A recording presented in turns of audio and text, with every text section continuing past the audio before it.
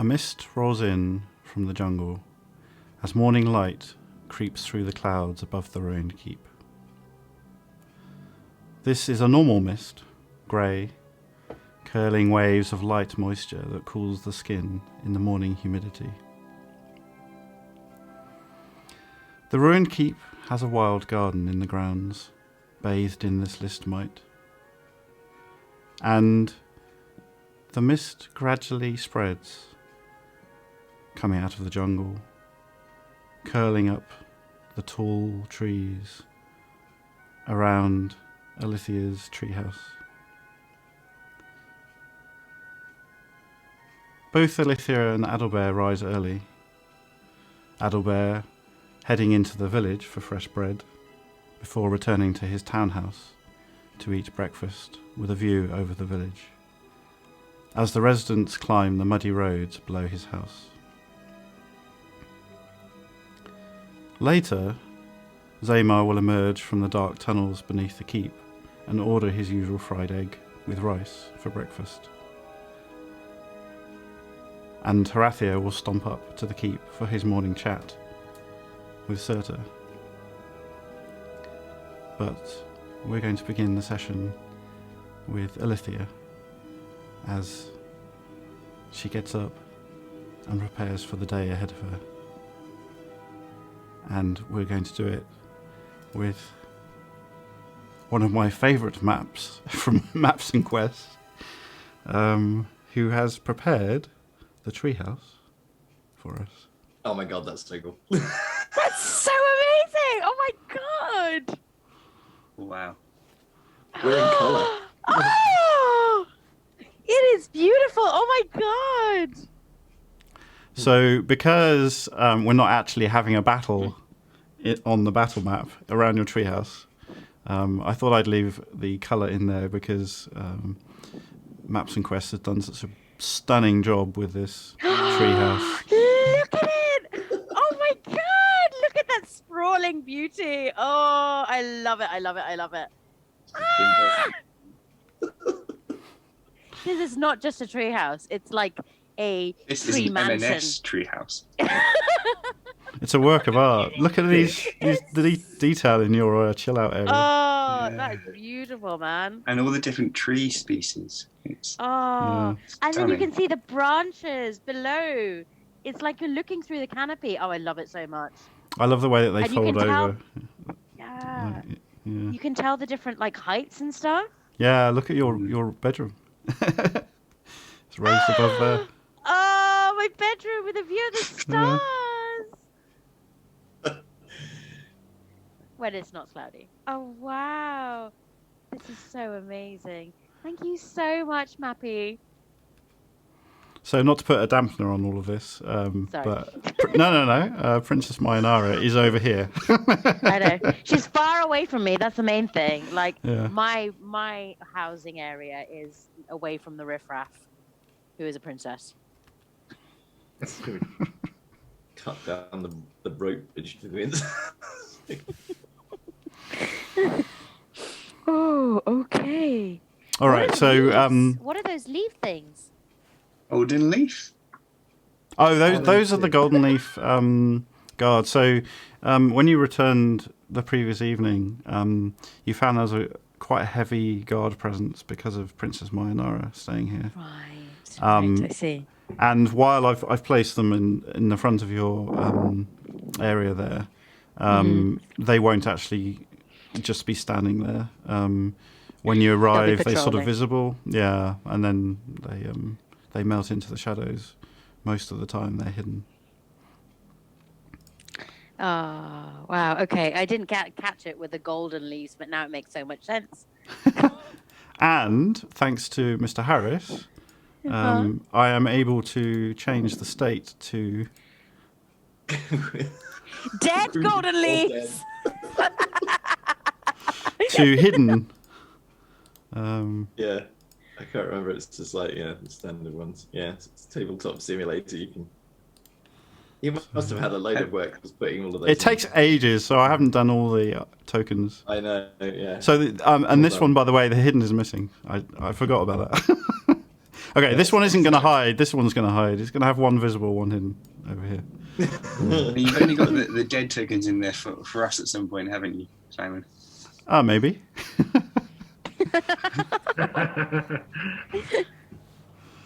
Yes. All right, thanks, Matt for Chris. Amazing job. We will use black and white for any of the We went battles. through- But All I can say is that we went through many types of palm leaf with Simon before he found the right. Yes, golden leaf. Obviously, it's a jungle leaf. Didn't occur, you know. Yeah, of oak course. leaf or whatever. Ridiculous. yeah.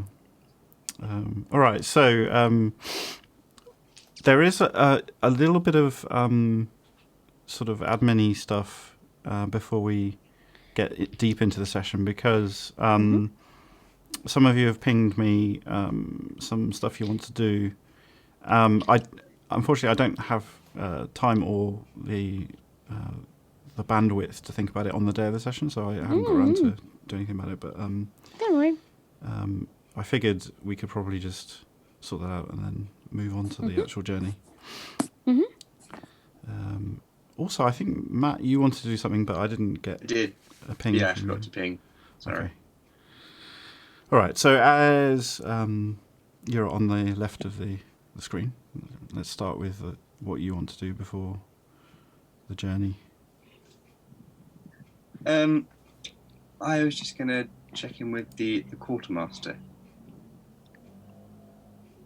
Okay, Dick. What would you like from the quartermaster? All of their diamonds.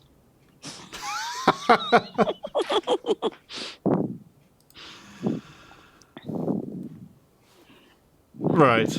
I think you might need to do a persuasion roll there. If they get fussy, I'm willing to back it up. I think I shall need to, because that was not very persuasive. That was a 4. Yeah. Yeah, so the initial response is pretty blunt. Diamonds are not something that the Golden Leaf has to hand on a general basis. They could requisition some, get hold of some. In fact, the quartermaster kind of grumpily sends you in the direction of Harathia, saying that Harathia is more likely to have access to diamonds than the soldiers. Anything else you want to do? I'll talk to Harathia in a bit. But otherwise, no, I think Adabé is trying to kind of establish what's going on. He kind of knows that he doesn't have the information that he needs and that everyone expects him to have. So I think he's just going to spend his time cramming, essentially, and studying, kind of, again, trying to figure out how to replicate his master. He's just going to be studying it, copying down the runes, reading, and trying to think of how that could be replicated for additional items for the rest of the gang. Okay. That's something he does in the morning. Yeah, roll Arcana. Well, that's better. 26. A little. Okay. This kind of study and then creation of magical items is very consuming, time-consuming, as well as materials. So this is just the beginning of your studies, but it started really well. You're very familiar with the mask, obviously, and you've also examined it closely before. So I've just made a note of that. But you'll require a lot more time. Yeah. All right. So Alethea, you wake up early in the morning in your treehouse. What would you like to do in preparation before the journey? So I think what I would like to do takes 8 hours. Will I have 8 hours? It depends when you want to go to bed and when you want to get up. I want to go to bed as early as possible and get up as early as possible. Okay, so in theory, you could have gone straight to bed at 8. You did talk to trees, though. I did talk to trees. Damn those trees. Yeah. Probably the best conversation of the previous session. Yeah, it was, I think. Yeah, so you could have gone to bed at 9 and then got up at 3 a.m. if you wanted to. Yeah. Yeah. But to get the 8 hours in, that would mean doing what you want to do right up until 11 a.m. And I think the others might be wanting to leave before that. But you could start. Yeah. I'm just going to send a message and say, hold off until 11. I'm going to send it through the Golden Leaf Guards or something like that. Okay. Yeah. Roll persuasion. No. Yes. That's actually not so bad. Okay. That's a 16. Okay. They look a bit... there's general grumpiness going around, it seems. They look a bit grumpy being asked to do a messenger duty. These are from the Golden Leaf second cohort. So they're extremely talented soldiers. Guarding is fine, but messenger duty is a little bit below them. But the one that for some reason isn't hiding is happy to take a message for you. Okay, so please tell Zaymar and Rathia that I am doing things for the villagers and it'll take till 11 o'clock. So please wait until 11 o'clock. All right, so they'll carry that message to the others when they get a chance to find them. Cool. So, which spell is this? So now I want to go and I want to use the power of the gods to go down to where the shrine is, and 100. Wait, no. Where are most of the farming stuff? Most of your. Do you mean crops for food or Crops for food? Okay. That is by the shrine. The Runekeep is where you're growing all the slightly dodgy stuff. Fine. So where the shrine is and the crops of food are, that's within 100 foot? Mm-hmm. Fine. So I want to go there and I want to use the power of the gods to bring forth the plants and replenish the earth. Okay. So. Oh, sorry. It's a half-mile radius. Half-mile from there. Yeah, so all of the normal plants in the radius become thick and overgrown. Yeah. And their food yield twice the amount of normal food when harvested. Yeah, and enrich the land as well. Yeah, okay. Mm-hmm. Are you going to... Okay, so I will say that from early in the morning until 11, you're up at the shrine concentrating very hard and gradually raising all the plants.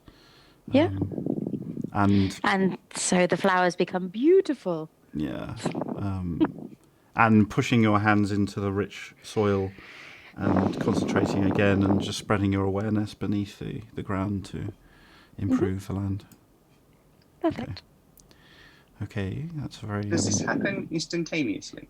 No, it takes 8 hours. It takes That's why she needed the time. Yeah. It's quite a slow thing. And is my house within half a mile of where she's doing it? It was quite a wide radius, wasn't it? Half a mile. So... This is where I wanted to do it. 800 yards, so 2,400 feet. Yeah, I think it is. It's just down the hill from the fort, so... Yeah. My garden will be smelling sweetly. Yeah, so even though you can't see Alithia, all of your pot plants are gradually unfolding and growing up. Is the keep within half a mile? No, it's Oh, on the no. other side of the hill. Okay, that's fine. That's fine. No. That's fine. Okay, some other time. Yeah. All right, Horatia, your Well, preparations. there was something Matthew was going to do the previous night, so I don't want to cause a time shift or anything. No, that's fine. We're a bit loose with time at the moment, so. Okay, so before he went to bed, he was writing a message for the Empress. And to be honest, he probably wanted Adalbert to sort of write it out posh afterwards. Yeah, I think that was discussed. Okay, That's fine. fine. So, I mean, to paraphrase the actual note, it's like, we got 40,000 elves coming this way. Give us some troops, please. Yeah, when you say compose a letter, that's not really much composition involved, is it? No, exactly. So he put the usual amount of effort that he would put into something like that, and relies on Adalbert to sort of tart it up. Okay. Adalbert, would you like to briefly summarise the version that Adalbert then sends to the Empress?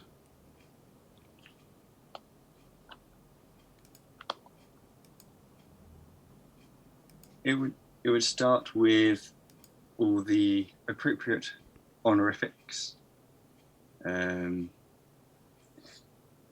Empress. This is going on the leg of a pigeon, by the way. I am very good at writing small. Should need a little magnifying glass. Like Flappy is Small. just like. And then followed by a few, state things, hoping that Embervazas is treating her well, and something about the weather,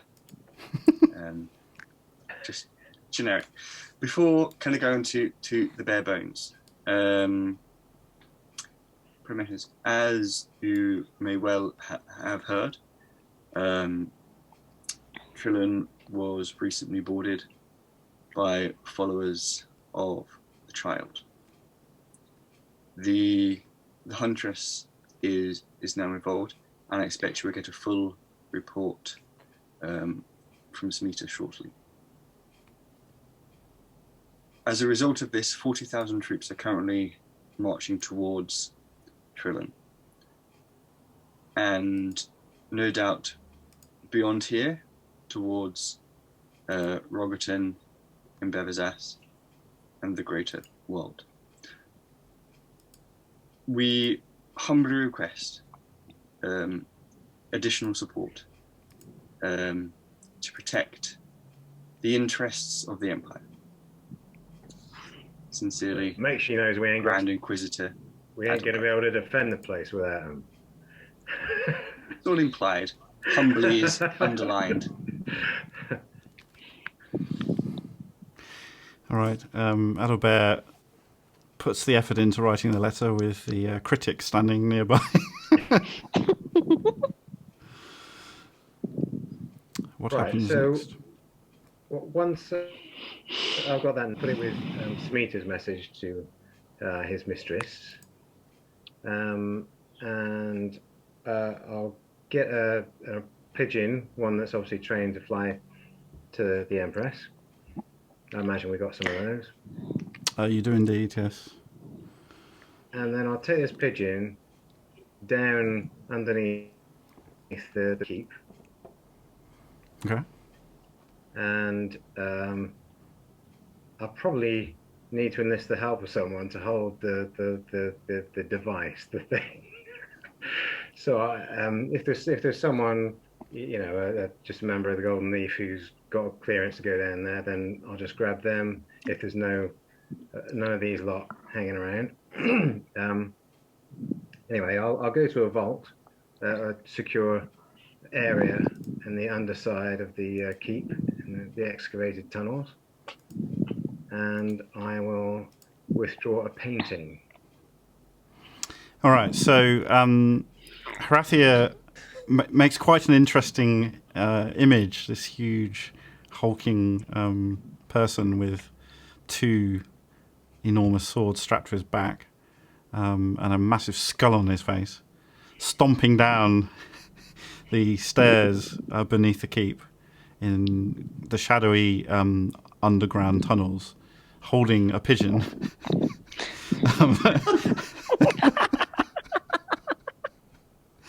And a device that I think Adalbert created, which is like a wooden box large enough and of the right shape to contain the painting, with arcane runes scratched into it, carved elegantly into it. And as you get to the bottom of the stairs, there is a cavern that opens out with a wooden jetty along the side of the water, where the sea comes beneath the cliff face of the ruined keep. And early on in the day, it's still quite dark and gloomy down there. And moored against the jetty is the Golden Spike, a small cutter, which belongs to Horathia, and currently has the drovers on board, two of which are leaning casually against the mast, with their heavy crossbows in hand, watching you approach. Now, the cavern is pretty big, so you can easily get out of line of sight from the cutter, if you want to.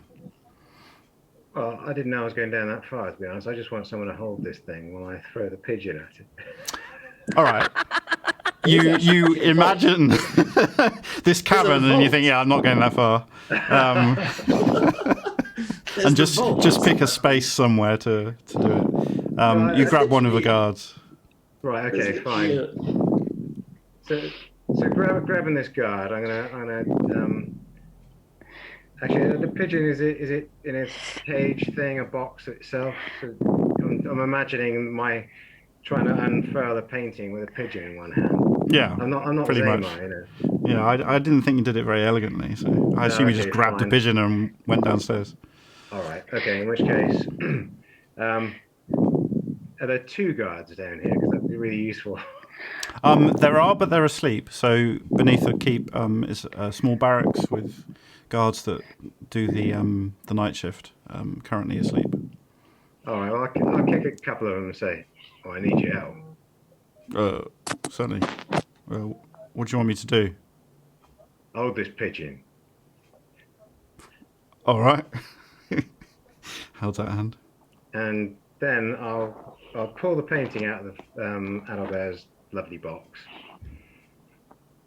and I'll unfurl it. Okay, roll corruption. Okay, I'll do it carefully. Okay, I got a. What is a corruption roll? I got a 7. It's just a d20. But it's not against any particular. Nope. I mean, it is, but not that you know. No, fair enough. Okay. Yeah. So, what did you get? Type of roll, but you don't know what. I got a 7. 7. That's not a good roll, though. Oh, I thought low was good, you know. So, as soon as you open the box, dark mist pours out. You can see the painting rolled up inside it, but it's emitting a huge amount of mist. Way more than you've seen from an item of that size and of that nature.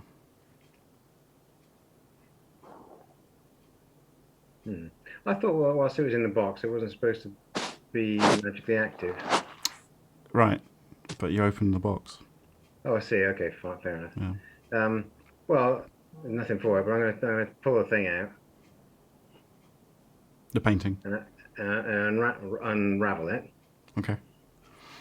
So this is a beautiful work of art depicting a tower in the harbour with the city of Embevazas behind it, in a kind of pastel impressionist style. A bit of morning mist. However, it's hard to make out the details because there is black mist pouring in actuality off the canvas. Okay, you're now holding this painting. All right. So holding it up like this with the you know the painted side facing me, I'm gonna hold it up to the guard who isn't holding a pigeon and say, "Here, hold this. Be careful." All right. Is that persuasion or intimidation? It was hard for me to tell. I'm not messing around with persuasion. All right. Roll intimidation.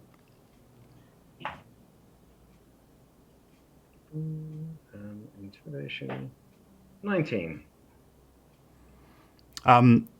You have led the gang for a while, and this guard is very aware of who you are. So there is almost no questioning. There's a bit of a hesitation as they sort of physically reach for it, but they do what you say. The one with the pigeon has stepped back slightly when you open the box, but apart from that. Okay. Right. I'll grab the pigeon off the other one. Okay. And rugby ball style, I'm going to take this pigeon with a message attached to his leg. So I haven't forgotten to do that. You haven't forgotten to do that. And I'm going to pitch it at the painting. Okay. First. So those watching, this is not the first time the painting has been used in this way. It is just the first time in this campaign. However, only one experiment has been done of a similar nature, and not with dark mist pouring out in this amount. So there's no roll to make. I mean, you can't miss from there.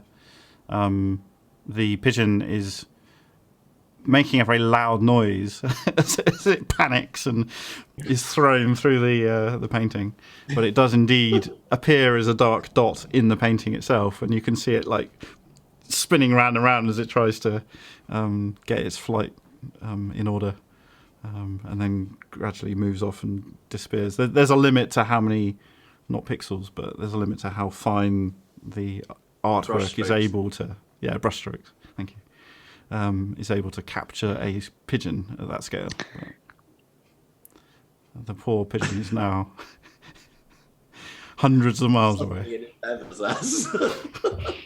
Excellent. So I'll then take the painting off the guard who's holding it up. I'll roll it up again, and I'll put it back in the box, and then go put it back in the storage, a secure storage area. Okay, as you do so, roll a. This is kind of similar to a passive intimidation, but roll intimidation as a general thing.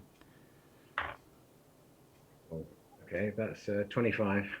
Okay, and now roll insight. 6. All right, everything's fine.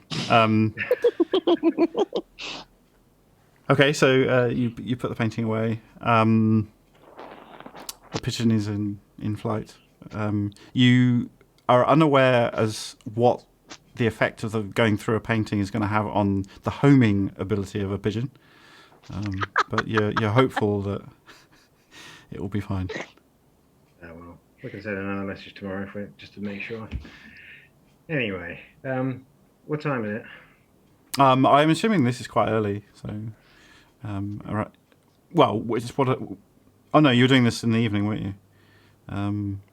Before you went to bed, so I guess it was about 10 p.m. Okay, no, that's fine. That's all he wanted to do before, the Aletheia's sequence in the morning. All right.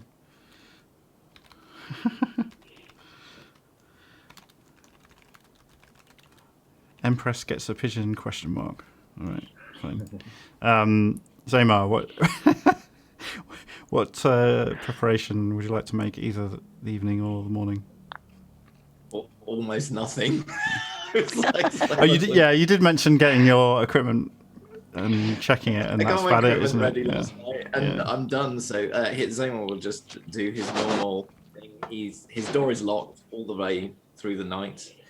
And then in the morning, it just quietly unlocks, and he will slink back up the stairs and appear in Zabrath's bar, wander over, sort of scoop up some of the rice and various other things, and the meat and stuff like that, or the chicken. And then in a sort of a little dish or whatever, grab a glass of something, I don't know, probably some fruit juice if there is any available. Yeah, plenty of juices. Yeah, and then he will go out to his usual spot and just sit and sort of bask in the dull grey light of the dawn, stroke midday. So go on his usual spot, trying to get some peace. All right.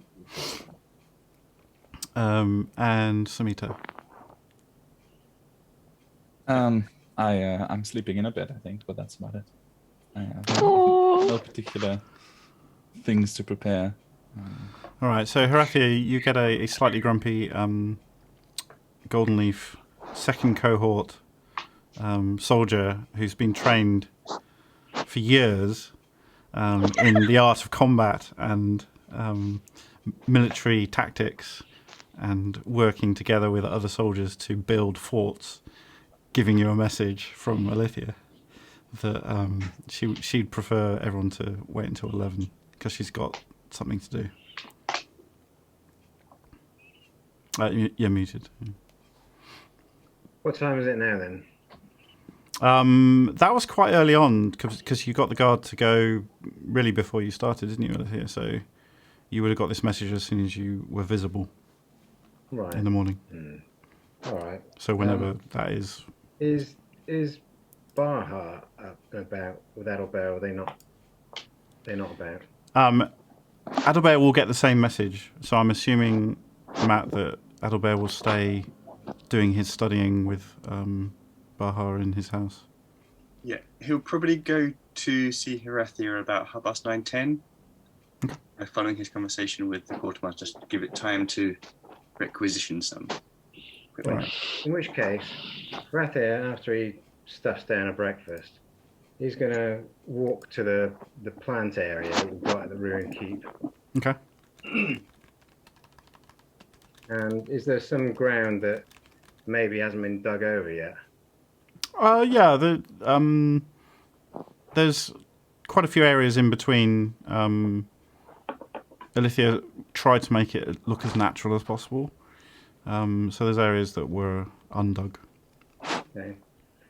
He's going to reach over his shoulder and he's going to touch the handle of the bone sword that he owns. Can you hear me? He'll say in his head.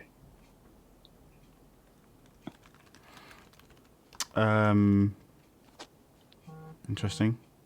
So this is before Adalbert's there, right? Yeah, because he's got something to discuss with Baha, but if he's not there, he's got something to discuss with something else. Okay.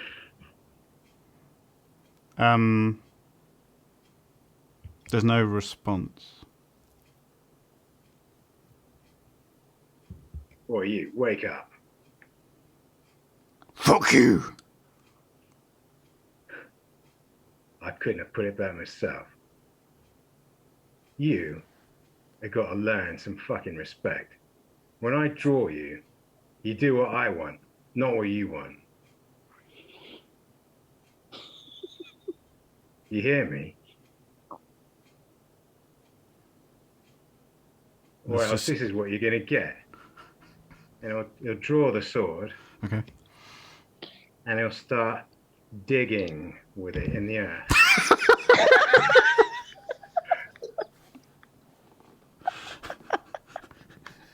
So he's literally digging over the ground using his sword like a spade.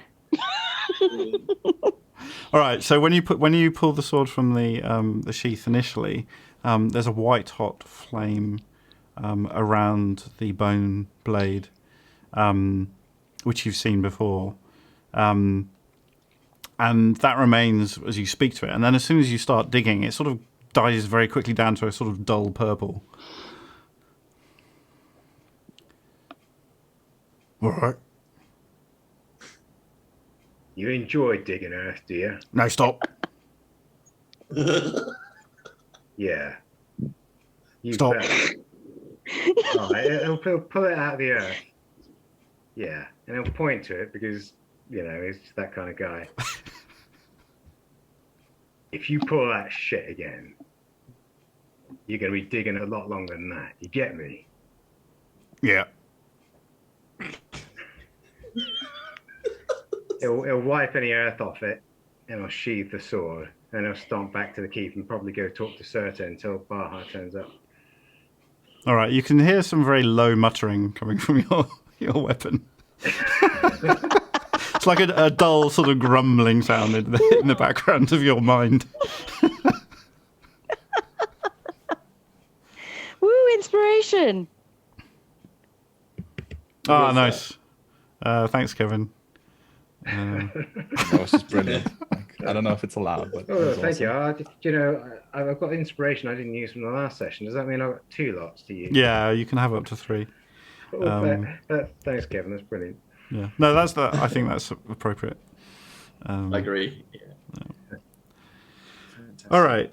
So, Adalbert, you catch up with Horatia. Horatia, before we set out, I need some resources, and the quartermaster tells me you're the man to ask. All right. What do you want? Diamonds. Oh, yeah, we got tons of them. What do you want fucking diamonds for? I look around. Is there anyone about? So, where did you go after your sword shaming, Horatia?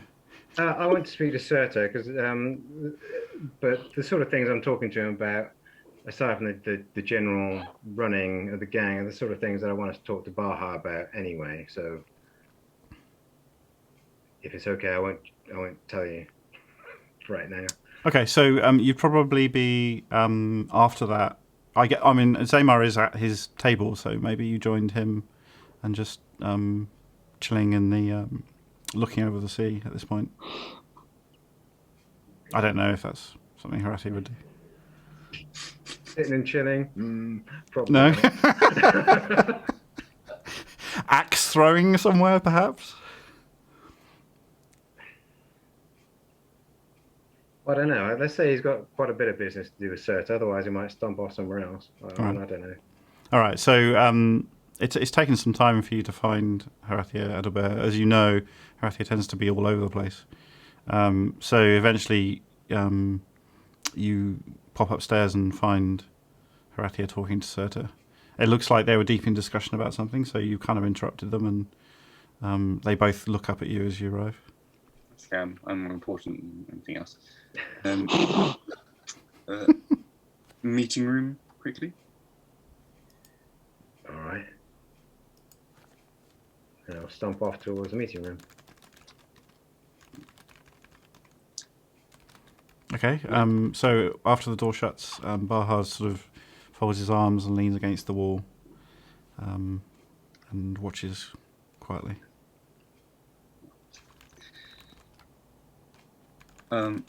I've been reading and looking, and as you know, magic has a price.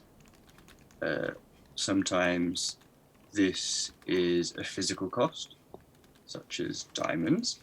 Other times it is more abstract. However, I believe I've come across a spell that has the potential to reverse death. You're fucking with me. And all for the low cost of 300 gold pieces of diamonds.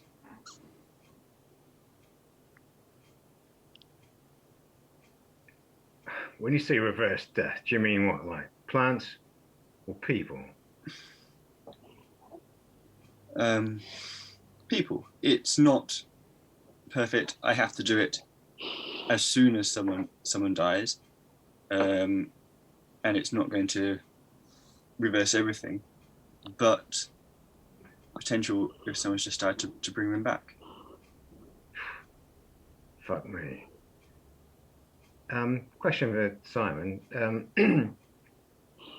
Do we have diamonds? I mean, do we keep them at all? Because I can't imagine they'd be that practical.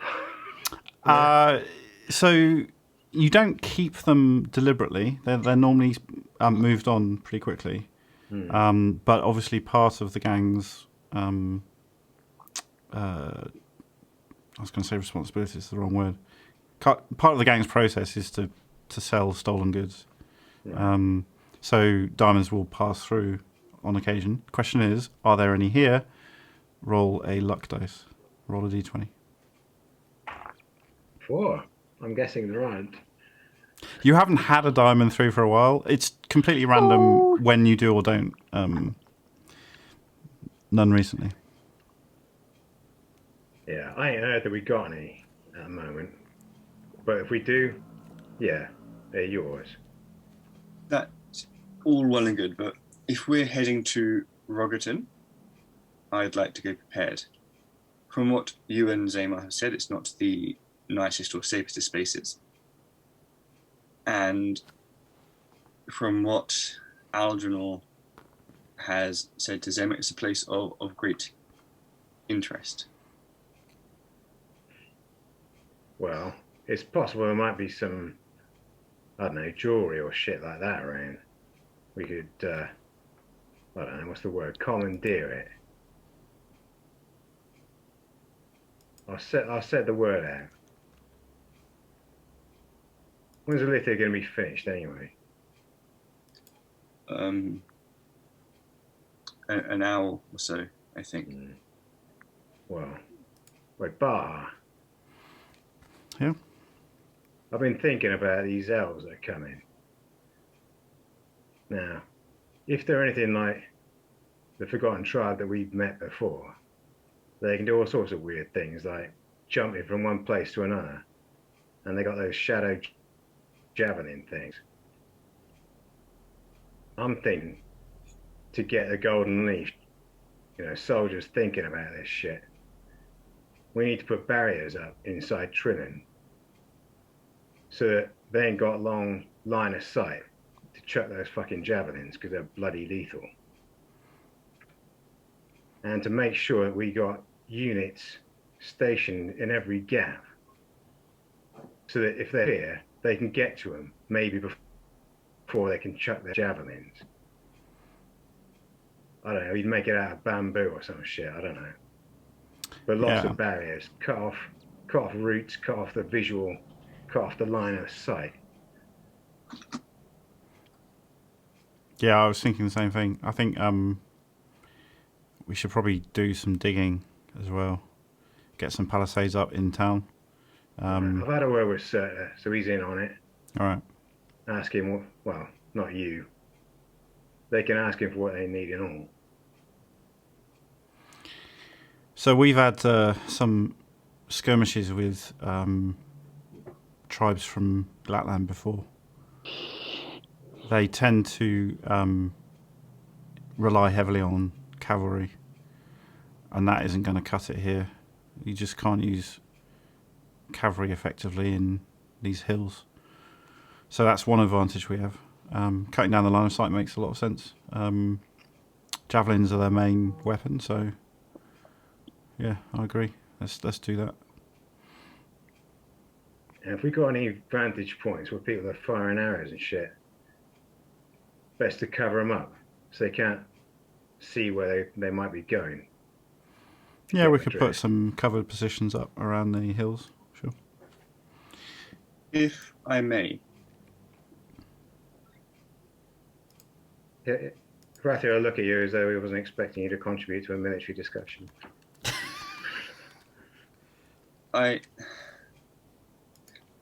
Following the heartbeat and the conversations around town, there is lots of distrust among the villagers and the Golden Leaf.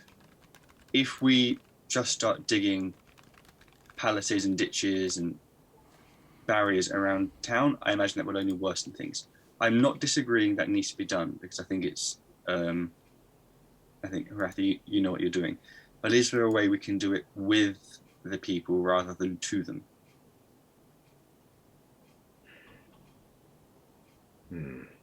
Well, we got people in the gang who can sweet talk. Got contacts with all the other people in the village. We can explain the situation, tell them what they can do. They can join the gangs to dig the ditches if they want. And imagine How else are we going to sugarcoat it? If you don't do this, you might get killed. I mean, might be a fucking incentive. One would hope. I tell you what, though. I plan on evacuating people if it's obvious that they're coming here. Make sure that nobody has to stay, except soldiers and shit, obviously. So they're going to be looked after. And it's likely that Golden Leaf are going to provide all the ships to get them out. That might make them feel a bit better about the Golden Leaf. Especially if some of your fellows are well placed and highlighting it to them. Yeah, I can do that. We've got lots of, I don't know, rabble rousers and shit. Yeah, that'll work. Adalbert nods and kind of looks to Baha to see if there's any sense of pride. He's engaged in military tactics. Not visibly, no. Baha appears to be concentrating hard on something, and not you.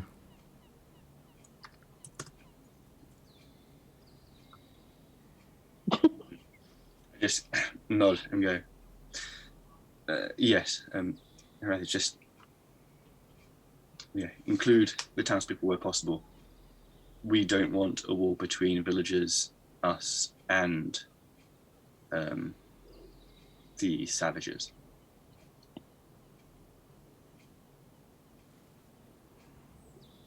And then out of there, kind of sits down. All right. I think that brings us to the end of the preparations, right? You're muted, Rathi. Oh. Sorry, I mean, is this before Alithia gets back? Yeah, I was just going to say, obviously, Rathi will then go to Serta to make sure that our sort of, agitators are put to different use, so that they can, encourage people to accept the changes and things, and that they're going to be kept safe and all that sort of stuff. Okay. You were saying, Zema? Yeah, I was just, I'm assuming that, so I didn't hear any of that, so I'm just still sitting out by the... Yeah. Yeah, a lot's gone on while Zema's being relaxing on.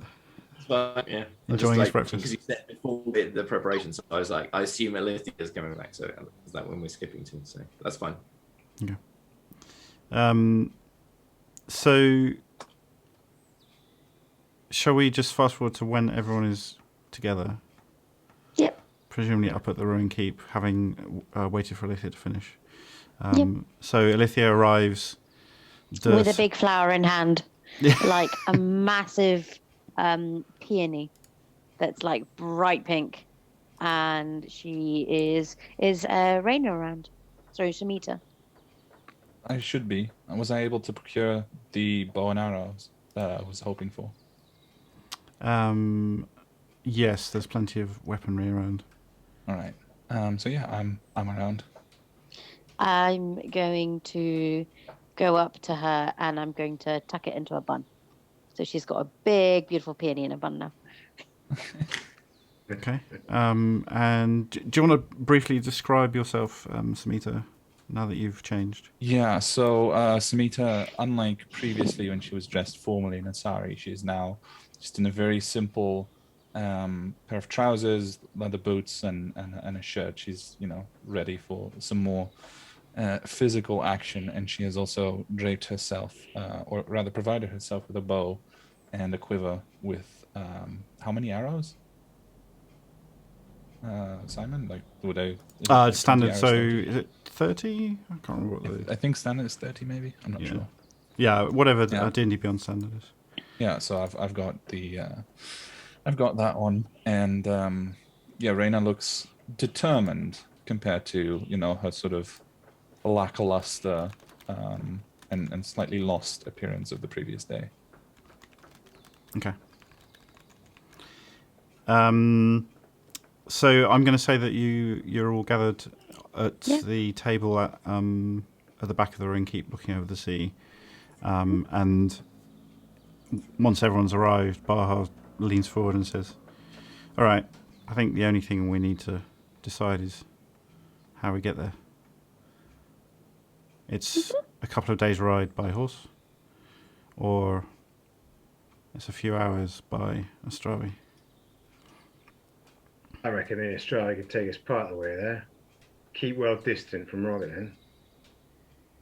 We'll get people to send horses on for our trip back again in case we can't get hold of them. So I can sometimes make horses. Make horses? How Make can you make a horses horse? do what? I had a dream, and in the dream, I was kind of speaking to Durain, but not. And I think I can make horses, but it might not be a horse. It might be a badger. Is this as in when you became a horse in Beverzas? No, I can make other people I can make horses appear, I think, but it might be a badger or a spider.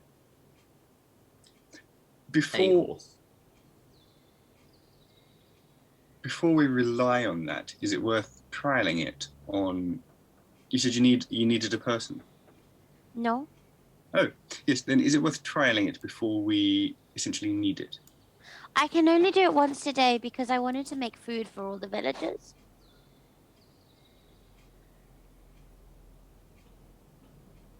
Once a day? Oh. And if you do this, is there other stuff that you can't do? Like, I don't know, for the sake of argument, moonbeam. I can do moonbeam, but I can't call lightning. I never knew you could fucking call lightning. That's a new one on me as well. May I suggest that one horse is not sufficient for all of us? I think I can make 8. 8. You can make a herd of horses. Or, are they faster than normal horses, or what? No, I think they're normal horses. But the thing is, I don't know if they're always horses. They can sometimes be like badgers. Sometimes they can be owls. Yeah. I don't know. Yeah. You try it out in your own time, all right? It seems like we're going to get the Australia to drop us off. And no offence or nothing, but if we got to rely on getting back quickly and the Australia ain't around, I'd rather have a horse that I know is a horse, not a fucking badger. Badgers aren't particularly rideable, I don't believe. They can be quite large, but I have yet to see one that I could ride. Perhaps it's a very good idea, Alethea, but perhaps I could recommend that somebody from the Golden Leaf, perhaps, or two, rode with 2 or 3 horses, reins, and caught us up. But that would take a couple of days for them, no? It would, but Okay. they would travel faster because they would be not entirely. They would be able to switch horses quite quickly, so it might get them there less tired, and then they could wait where we waited with Rek that one time on the outskirts. That sounds sensible. That's probably better. Thank you. But then, we can always summon badgers, horses, if we needed to at the last minute, Alethea, I'm sure. Okay. Well, I haven't asked Durain to do that today, but maybe tomorrow. There's always tomorrow. Yeah. And yesterday, I think we said that the villagers were unhappy. Is that right? Yeah, Adalbert said something like that. Yeah. So, do you think food would make them happy? Like, the animals are really happy when I give them food. I think it's slightly deeper, but a peace offering never goes amiss. Okay, because I made like all the plants, including all the crops, grow really big and make like twice as much for the next year, if they're within a half mile from the shrine. And yeah, and oh, the soil's really good as well from now on. For the next year. Yeah. Yeah, we got an invading army coming in 2 weeks. Yeah. Well, Look, it's good. Right, well done. Can we get off now? Okay. Just one thing. You've done this, Ellie. Yes. What are the villagers going to see apart from a bumper crop? How will that demonstrate that the golden leaf is supporting them? Would tell them? Yes. And because my thought is, how do we get the common man to understand a gift of the gods is the work of the golden leaf? Because the shrine's next to the fortress, and the golden leaf built the shrine. Yeah, but unless they know it's the shrine that's doing it, or has anything to do with it. But it's all come from out of the shrine. Yeah, but how do they know that? Well, you can follow the plants. Well, I thought you said every plant within half a mile of the place. Half a mile of the shrine, so the center is in the middle of the shrine. I wonder, know, Rathia, unless they go around plotting it out on a map, they ain't going to realise that, are they? But arguments aside, who tends to the crops? The members of the Golden Leaf or the townspeople? Oh, well, townspeople. Okay. Look, I actually think that this might not be too bad. Alethea, did you say that the crops have changed already in some way? Yeah. Okay, that will be extremely noticeable to any farmers at all. You merely have to send some message that this is a gift. It's clearly they're going to have grown unnaturally, and all you have to do is to say that is the gift from the golden leaf, and their crops will always grow well. It's a small gift and a starting gift, but we will make things better. I have to do it every year, though. Not always. Believe me, I think just the once this time will be fine. Okay. I think you've done excellently well there, Alethea. It is a very good idea. She's going to beam. The villagers that the unnatural state of their crops is in fact a gift from the gods and not some strange blight from the weird skeletal creatures that invaded. She's going to beam like massively because she never gets feedback like this. It's also... Sorry, Adalbert, go ahead. Can your chat share the message, Rathia? Yeah, I'll get someone, well, I'll get people onto it. I'll make sure they know it's from the gang. The gang's looking out for them.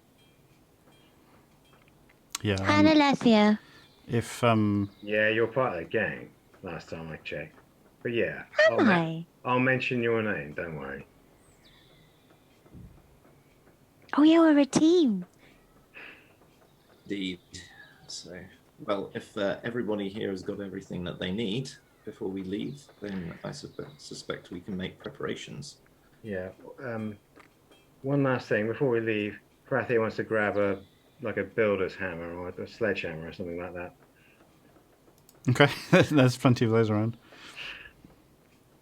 Did you have any luck requisitioning any jewelry from people? That's a good question. So Simon, I've clarified on Discord. I know we don't have any diamonds that we've stolen or acquired in our work, but we've had a lot of refugees in lately, and refugees tend to grab the most valuable belongings. Some of which might be diamond jewelry. You'd know this, and certainly Zamar saw this. Jewelry is not very popular in Lauf. In fact, possessions aren't very popular. It's not. It's the opposite of a thieves' paradise.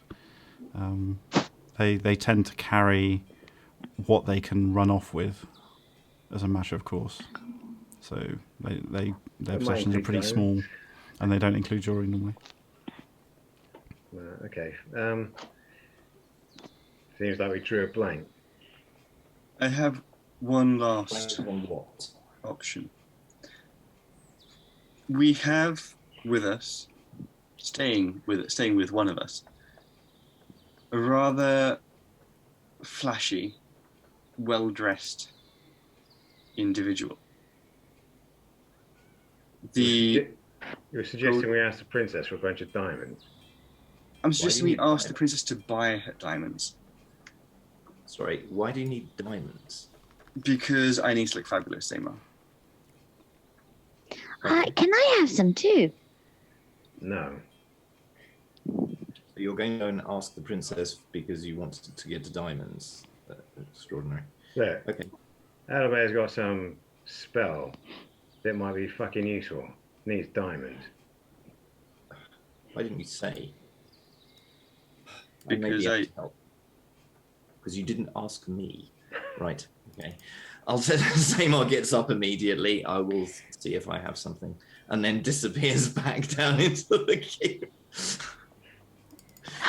Seymour's got diamonds?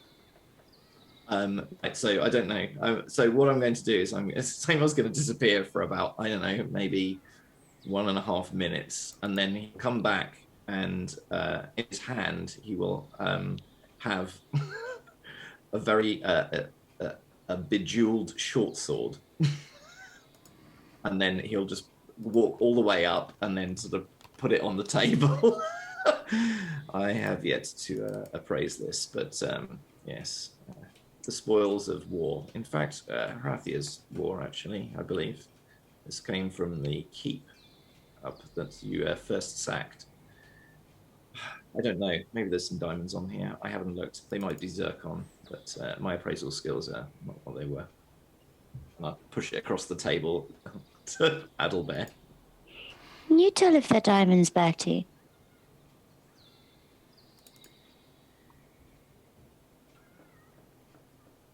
Yeah, me I too. would like to think. Oh no, I'm you're, not just you're just pausing. Annabelle likes finer things, but can he tell the difference when they've been cut and put into a sword? That is the question. If you need some help, I can give you the blessing of the gods. I wonder, Harathia Zamar, you've said it yourselves many times, this is a thieves' guild. I'm sure there will be someone here who knows their gemstones. Yeah. I'll probably know several off the top of my head, won't I? Yeah. You know someone who's actually retired from fencing who looks after that kind of thing for you. Fencing as in the appraisal goods as opposed to Yeah, the sword. fencing goods. Yeah. So, just to speed things up, you get hold of them, they appraise it. It does have diamonds. Let's see how much.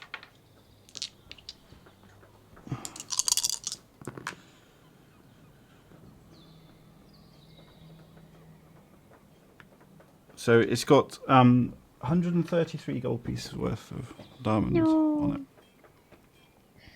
This is good. Zema, clearly I went to the wrong person. I blame the quartermaster entirely. I'm willing to. Well, I'm willing to get. Well, they belong to the guild anyway. Do you have anything else in the spoils? I don't think so. Nothing that's no. I think the only no, nothing worth. I have the value of that which you seek in gold and various other things, but sadly no diamonds. I'm afraid Upton is in here. The Empress's uncle had a dagger that I nabbed off him. What? I don't know if you can remember that. I can, very distinctly. They didn't last long, also. No, but the dagger, I mean, might have had jewels in it. I don't know. Yeah, it does.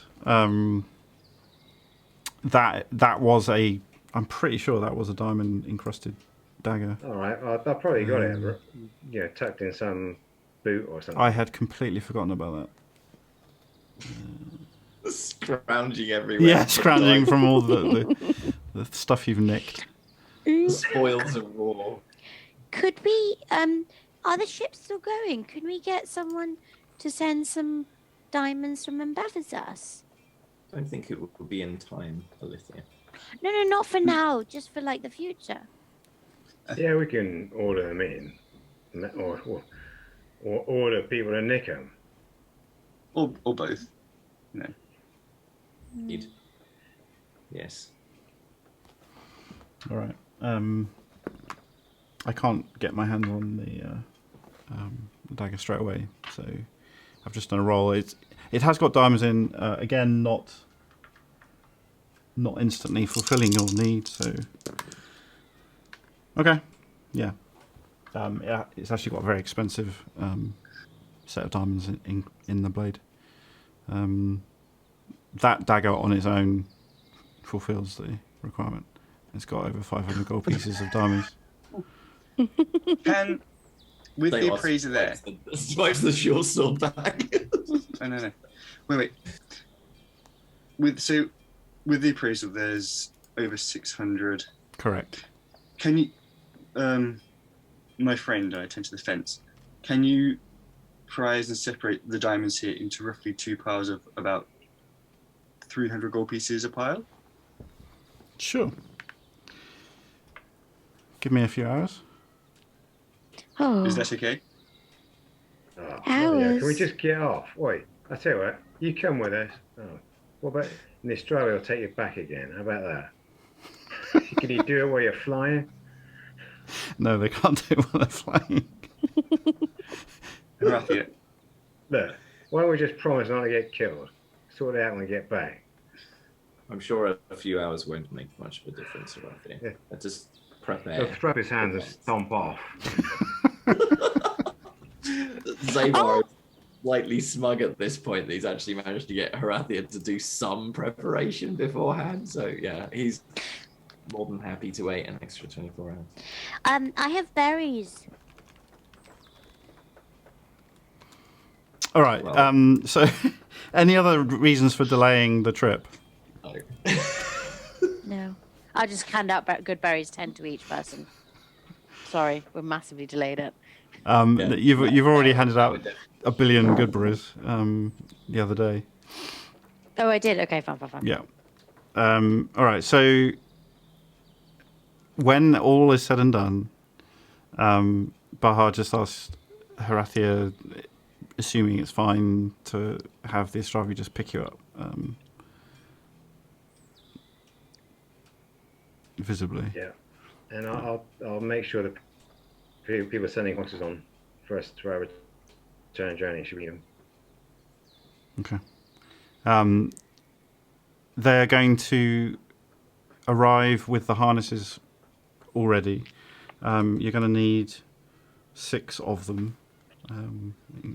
7 to take Bahar and Bran.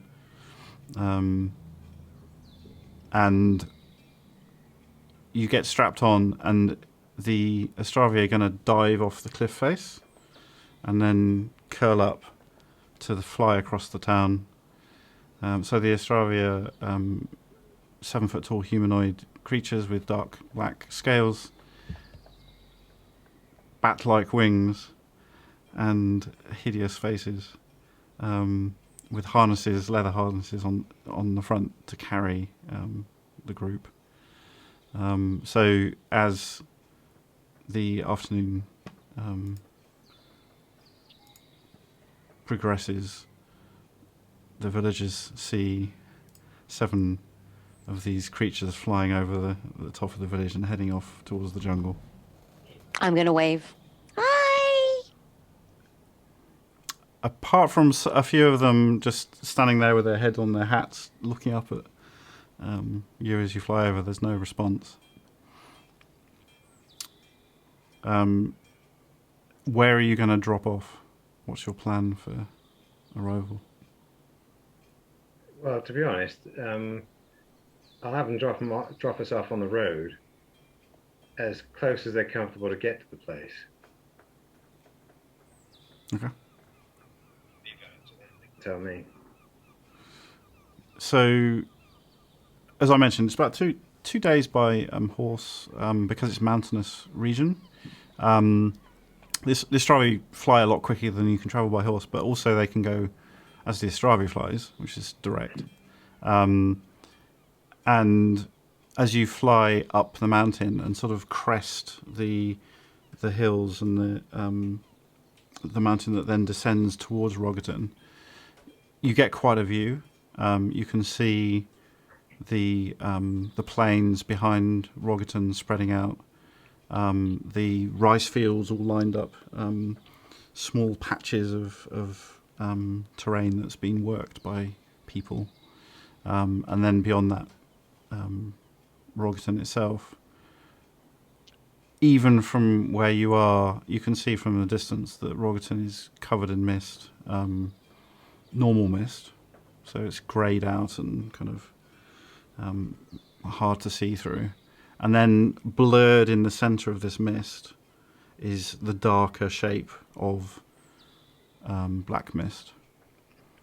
So Rogatyn itself is covered in highly obscure mist and black mist.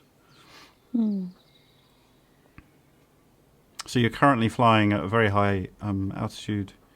You've got the wings flapping around you, making the beating sound as they push through the air. Wind in your face, rain in your face, and you can just see this blurred shape of Rogatyn in the distance, and the jungle and the mountain beneath you.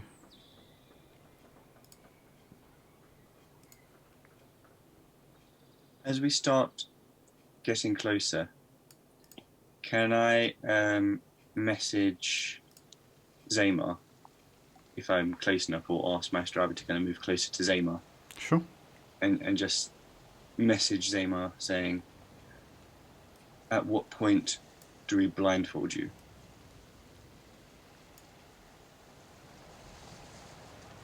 What point do we think it's safe? I think it's. I sort of. I just wait till we're on the ground. I don't think it's. I think it's what I might see there, or what Rogatyn chooses to show me, that might be the problem. Aldri And then nods. I'll lean back. Yeah, and wait till we've landed. Okay, so whereabouts do you want to start your descent? I couldn't give a stuff. It's right there. It's up to the Stravi. They'll know better than me how close they can get and be safe. If it's really close, then I suppose I'd prefer we came down lower at a distance and skimmed, so that we're less visible. Okay.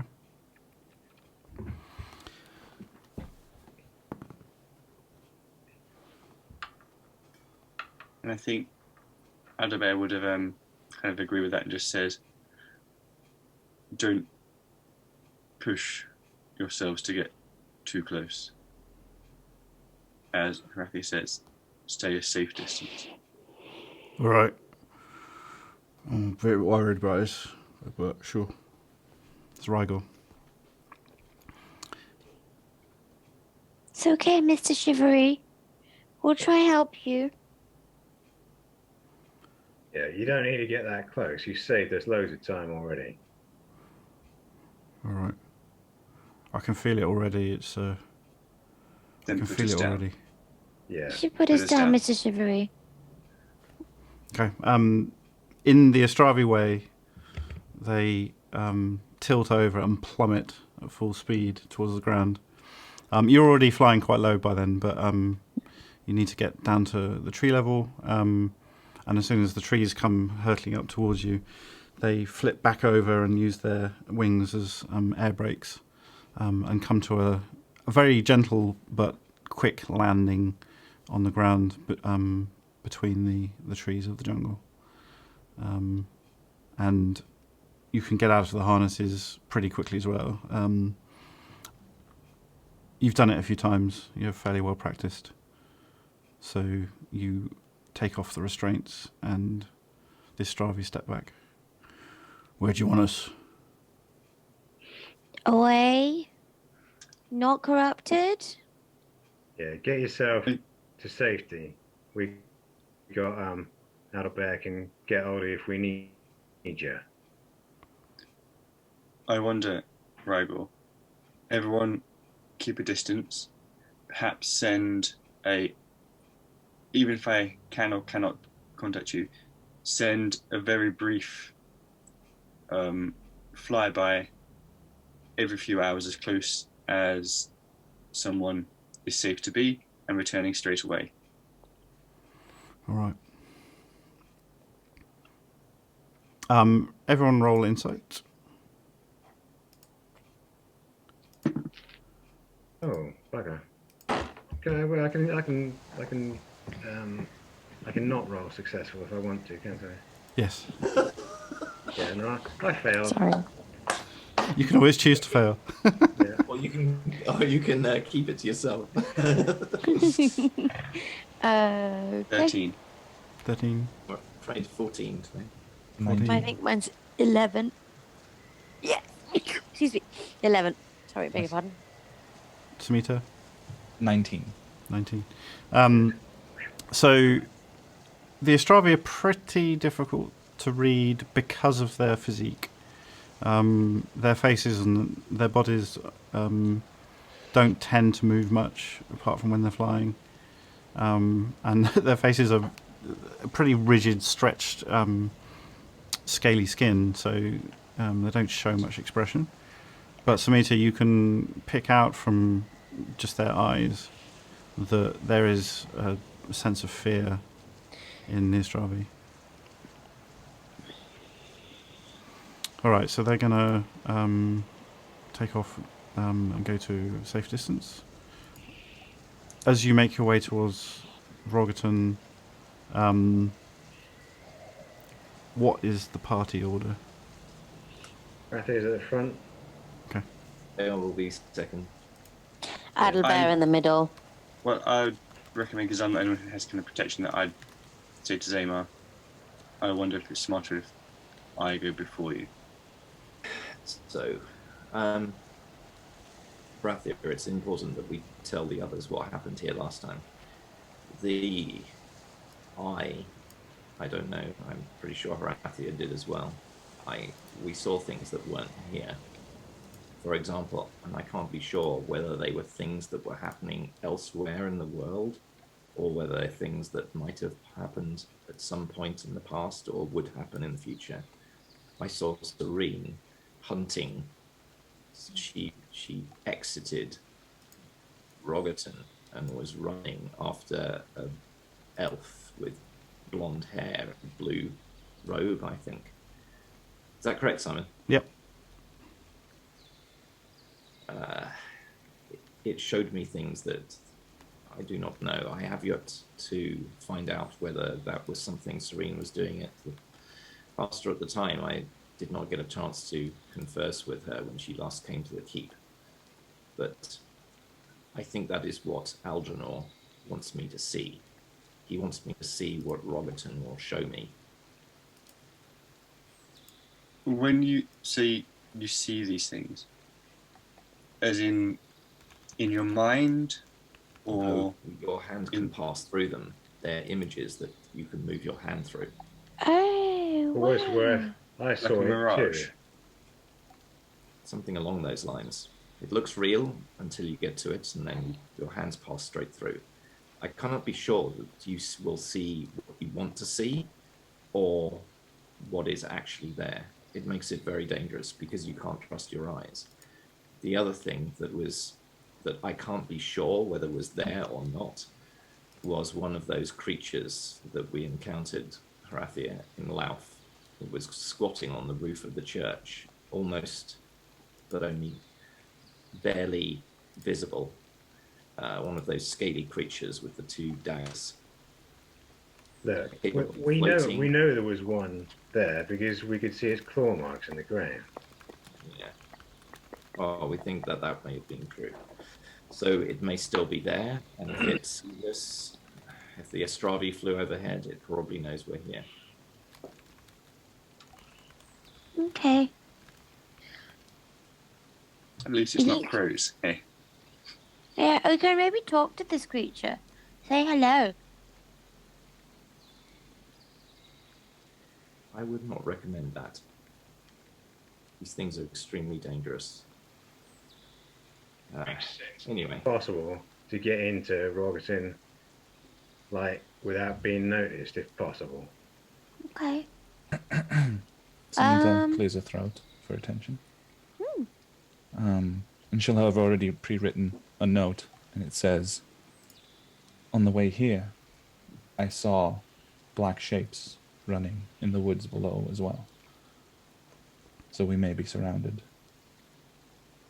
And then she'll quickly scribble underneath, "I also may have a way of seeing inside the town if we are already within a mile," which I don't know if I already have that sense that we are, but I may be able to use magic to have a look before we ever need to set foot inside. Right. Rathriel nod. In his opinion, are we a mile, within a mile, or further? You're about 3 miles out from Rogerton. And quick question for Samita's understanding. We saw Rogerton in the distance from the sky. Is that correct? Yes, you did. Okay, perfect. Yeah, so that's the information she'll share. And that's it. She'll fall silent. Well, she wasn't talking, but she was communicating. Same question to you, Samita. Is that something that you see in your mind, or something you conjure like a mirage?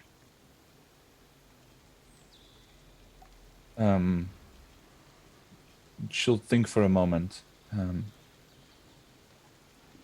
I haven't tried before, she'll write, but I believe it is like placing my vision in the town and looking around. Mm-hmm. But let's get a mile. Let's get within a mile. Yes, and probably wise we blindfold Zamar, just in case. A slight smile creeps across Avaleth's face. Do we need to go quietly? Best mate, not make too much noise. Because I can sometimes call on Gwilly, and she makes the darkness come around us a bit more, and it makes us all quiet-like. Do you want that? You have to be near me. How long can you do it for? 1 hour only, and you have to be close to me. You can't run off. We used this before, if you remember, Harathir, when we went to the house in the mountains. All right. Yeah, okay. Very effective. Save it for a bit till we're closer then. It is quite difficult terrain, Ilithia. Although it is not too far, I do not want to use it and then be exposed before we get there. Do you not think it'll be okay in an hour? So if we're about 3 miles from Rogerton, might take us that long. To get there? Yeah, it might be useful to have that spell when we're at Rogerton. We can have that as well, although I can't do it loads of times. But if we're surrounded, that's the only thing. Let us get to the outskirts of Rogerton. We have made camp on the outskirts before, when we stopped off with Rek that one time. Okay, fine, let's go. Wait, Brian. Go have a little shifty look in the woods. But if you see anything that might be dangerous, come straight back again. All right, just scout out a bit. See if you can see any shadowy people that Samita talked about. Well, she didn't talk, let's face it. All right. Told us about. Yeah. He sort of moves his nose in a sideways and motion, which over the years you've come to read as I'll do a bit of scouting, and heads off into the trees. So yeah, so effectively what we actually have is Bran first, then Horatia. Zamar, Adalbert, you never decided who's where in order. I will walk alongside Adalbert unless he Okay, together. moves in front. I'm not that worried about where I go. But I will pull my hood up and get ready to pull it down over if I need to. So that at least I can see my feet.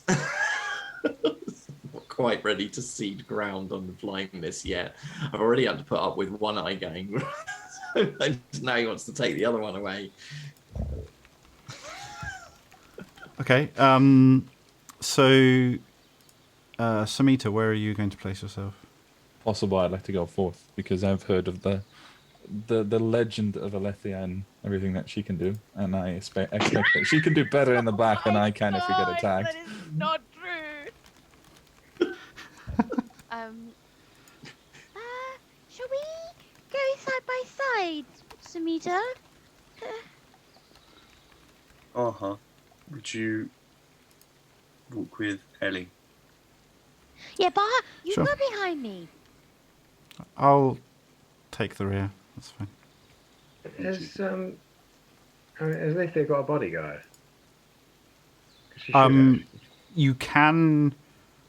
I mean, it's a bit late now, I guess. In theory, you could have brought extra personnel, but Yeah, obviously I did mean to. I wanted to get going as well, but I thought there was a standing order that she had people in looking after town, her. in Trenton. Oh right, okay. Yeah.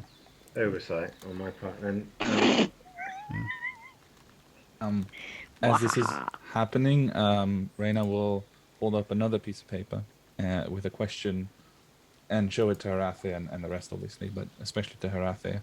It says, I believe I could possibly make 2 people invisible, myself and another. Who do I make invisible if danger strikes?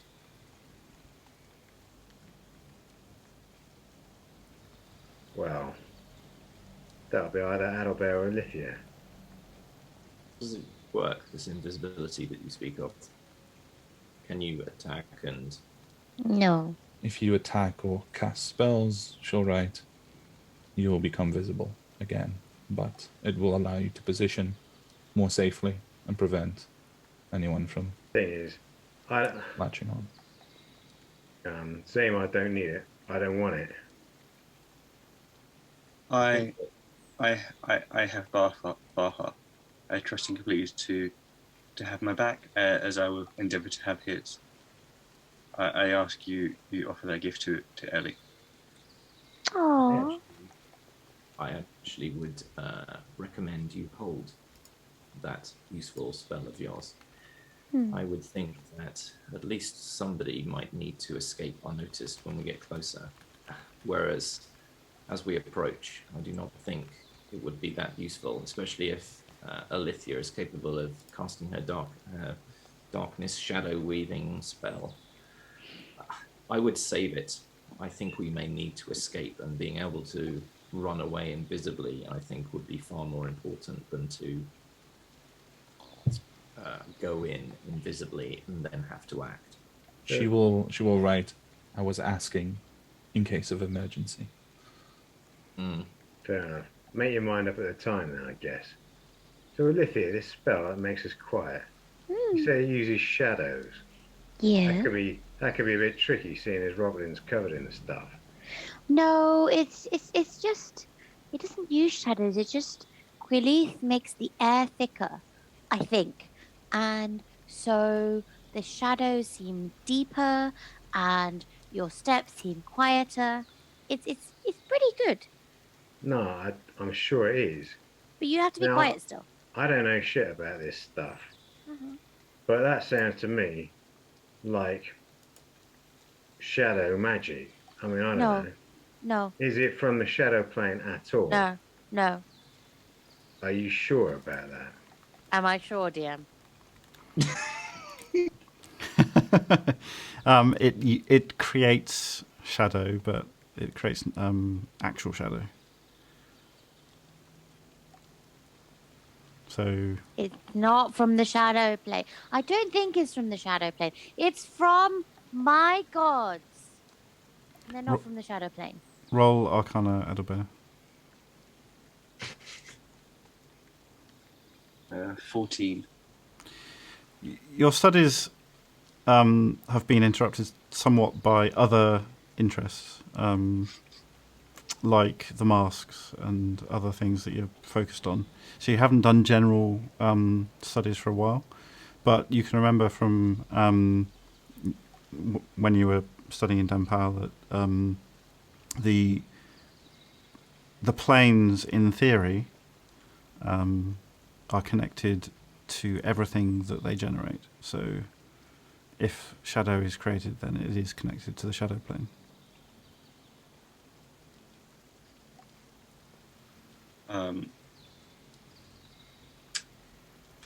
Technically speaking. Oh, whatever. Fine. Let's just go. I have a question. I'm sorry, Matt. Samita, as far as I knew last, your spell ability or ability to cast spells was taken away from you. Has something changed?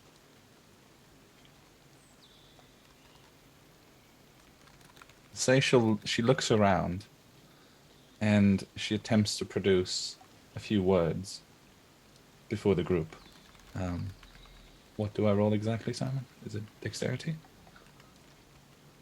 To do what, sorry? To attempt to speak a few words. Yes. Okay. That is a 14. If I'm correct. Sorry, no, that's a 12. I'm trying to say 3 words. 3 short words. Okay. The words are understandable just barely. Okay. So, spluttering with the forked tongue, the words that she barely makes out are, "It is harder." And she'll try to use that demonstration to show that she can. It's just really hard for her to do right now. Okay. With a slightly sort of, approving look on his face. Yeah, exactly. This is good. Well, her face in the meantime has fallen drastically. Like, just the fact that she wasn't able to produce those words, it's like soured her mood completely. And as you speak, the sounds have a lot of sibilance, a lot of hissing, and obviously there's a kind of a lisp element to the sound. Can you try doing that? Me physically, no. Kevin's go. I'm not able to, and I would probably do something accidentally offensive if I tried. So no, I'm not going to try. Oh, boo! It's All right, as Alithia starts taking the piss out of Samita. Does she actually? Unfortunately, No, she no, doesn't. I don't. I am going to say that this conversation obviously was happening while you were progressing through the jungle, and while you've had a voice raised during the actual conversation, that your characters have been speaking in low, quiet tones to maintain a quiet movement through the jungle. Are you walking along the road, by the road, or just directly as direct as you can go to Rogerton?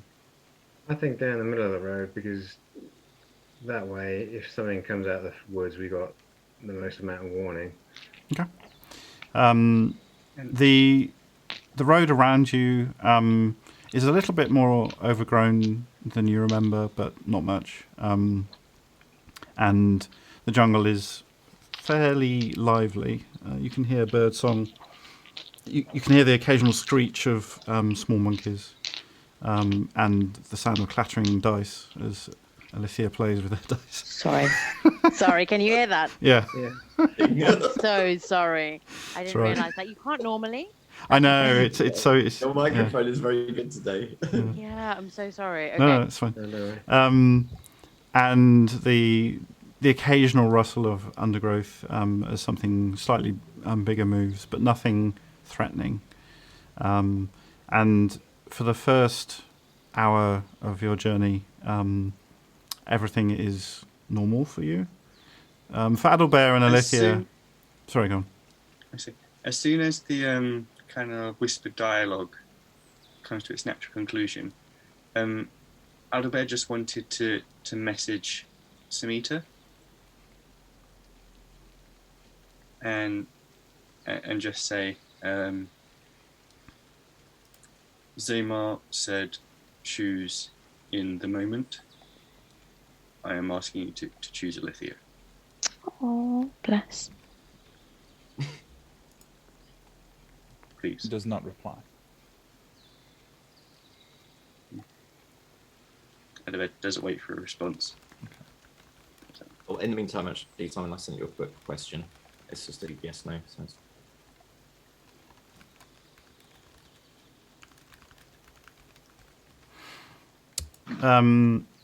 So as you progress, Adalbert and Alithia, this is a journey that you are inexperienced with, moving through the jungle. Even though there is a road, it's a rubbish one, and it's covered in ferns and thick mud in places. And Alithia, especially, you're attracted by a number of fauna and flora around you, constantly grabbing your attention. And the occasional sound of a creature that you haven't heard before, or you've only had described to you before. Everyone roll initiative. Oh my god. Right. Oh dear.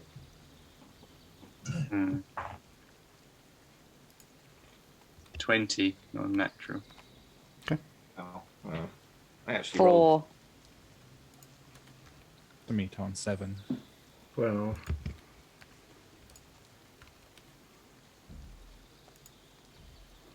What was yours, Zaymar? 17, surprisingly. Okay. Sorry to go out of character.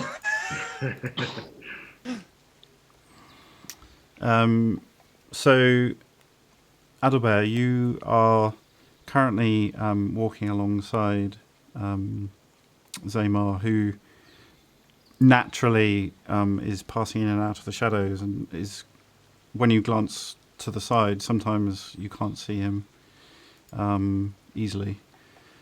And there's a moment when you sort of look over in that direction, and you can just make out his shape in the background of the trees.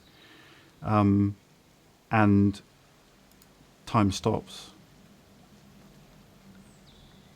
You're unable to move, and because you're walking, your momentum carries you forward slightly, and your body sort of falls forwards. And Horathia, as you are stomping along, you also glance over in the direction of Zaymar, who is extremely poised and balanced in this heartbeat as a solid sound reverberates through your bodies. And Samita, watching the others ahead of you, roll perception. Same as Natural Alithia, 1. roll perception. Natural 1? Yes. Okay. 20 non-natural. Alithia, for the first time during a heartbeat, you see almost a pulse of something, and narrowing your eyes and sort of looking at the people ahead of you, you can see a pulse of mist come out of each person. However, there's a lot more mist coming from Zaymar and Horathia. And in that moment, the forest floor rises and then drops back down. All the ferns and the undergrowth that's fallen on the ground is raised up. And with that roll, you sort of recover from the heartbeat and glance around, and you can see above you, for the first time in your life, the sun. And all the clouds have poured out from the sun to expose it. And you are struck by a brightness that you've never experienced and is quite shocking physically. As if you're emerging from shadow and suddenly in bright sunlight, which you literally are. But looking up at the sun, it's not what you expected. You can see the bright yellow mass above you, and you can feel the bathed warmth of the sun. But around the edge, there is black pouring out. And the black, from this distance, moves and looks like mist. And it halos the sun in darkness.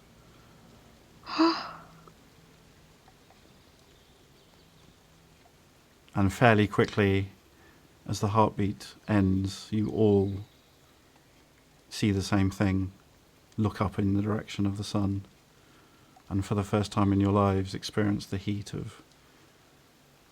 of a tropical sun on your face, pushing light across all the trees and brightening up the path that you're walking on, and suddenly creating deep shadow and this black halo around the sun. And that is where we'll end the session. What? Bloody hell. Very cool. What? The sun is corrupted? What? Oh dear.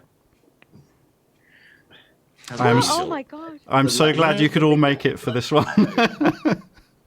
Another cliffhanger game. Oh my god. Oh dear. Awesome.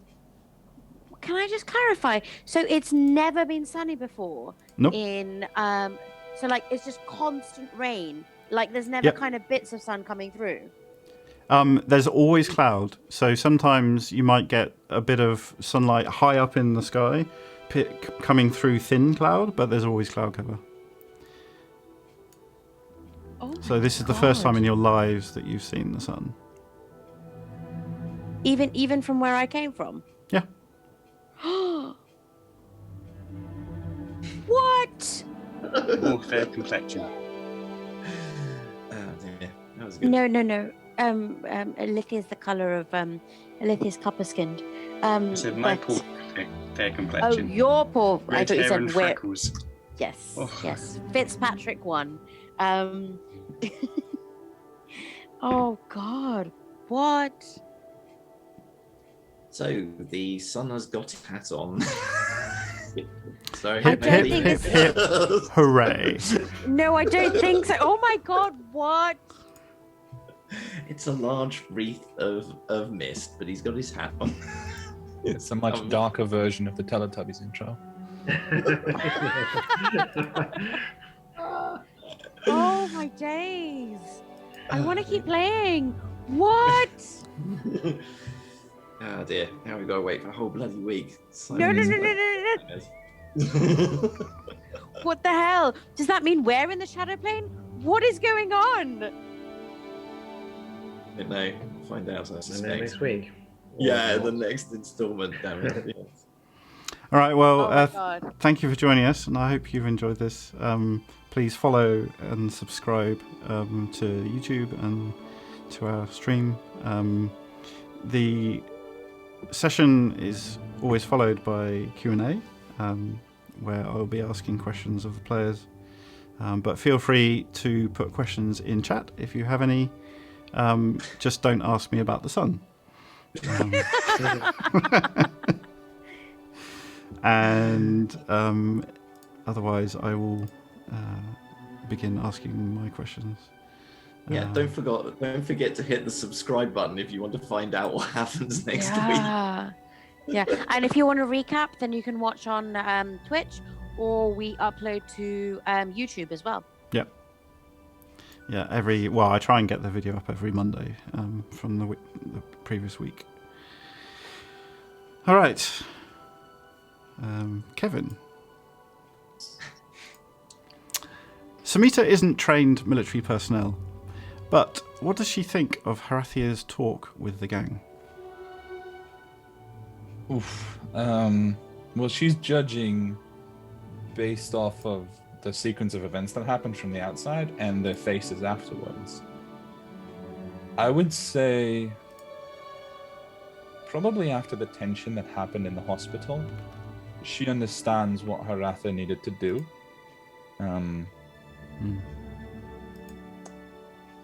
Let's see. Yeah, I think she understands. Although this is all, it's also very much a learning experience for her. So she's very curious about what was actually said in there. She would have loved to be a fly on that wall, I think, just to see what those dynamics are behind closed doors. So for the most part, it's just left her with an itch that she can never, have scratched, because she can never learn what was said there. But yeah, she was very curious. All right. Question for Matt. When you explained the concept of gang to Alithia, did it help Adalbert place the gang's purpose more clearly in his mind? Yes. Adalbert has a very prim and proper kind of view of himself. And Harathia kind of banding around we're a gang of thieves and thugs doesn't sit right with him. So when he's kind of kind of naming it with Ellie, it's definitely as much for his sake than anything else. All right. Question for Mads. Alithia mentioned just wanting to find her place. How will she know when she does? Oh, I don't know.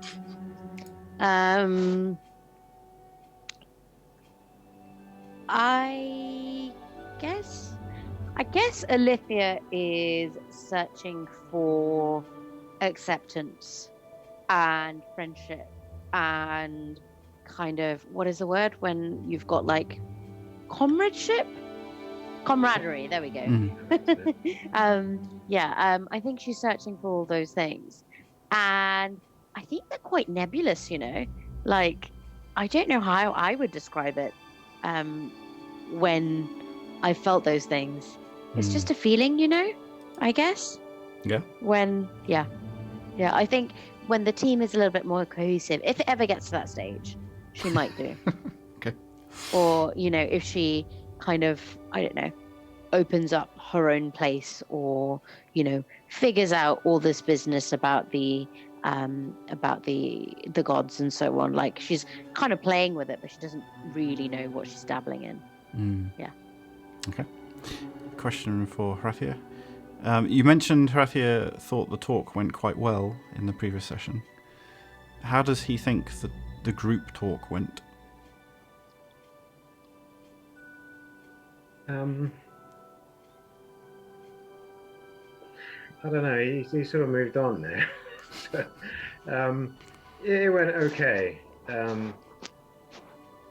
The thing is, he'll know if it went well if things improve, and if they don't, then he's a results man, as Harathia. So the talky bit is not his forte. So he'll know better what the results are when he sees the results. I think that's basically the best answer I can give to it. Okay. All right. Question for Miss Harris. Does Harathia's suggestion that people speak their minds before a dangerous choice is made settle Zamar's fears after the battle at the Tower of Durain? I think he'd like to say yes, but he'll wait to actually pass judgment on whether that actually makes the slightest bit of difference. So, he would like to think so. He would like to think that Harathia tends to be a man of his word. So, I would say it does. He's kind of working with limited options, though. He's he's bargaining for what he thinks he can get rather than everything that he would like, I would say.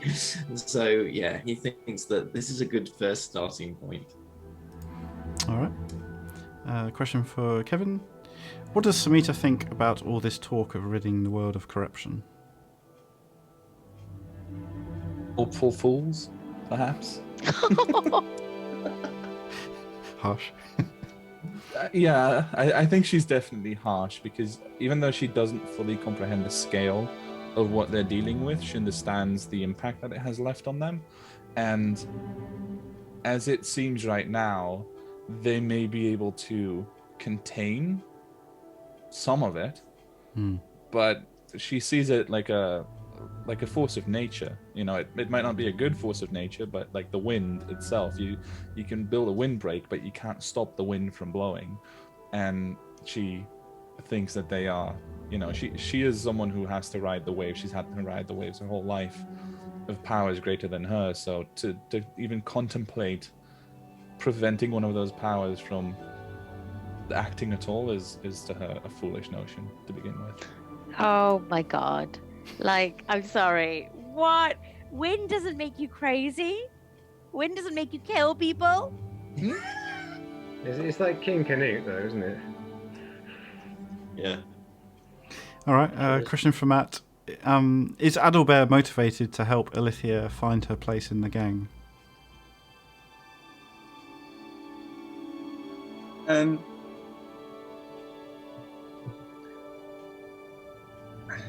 In a sense, Adalbert doesn't care about the gang aspect of that statement. He wants Alithia to find her place.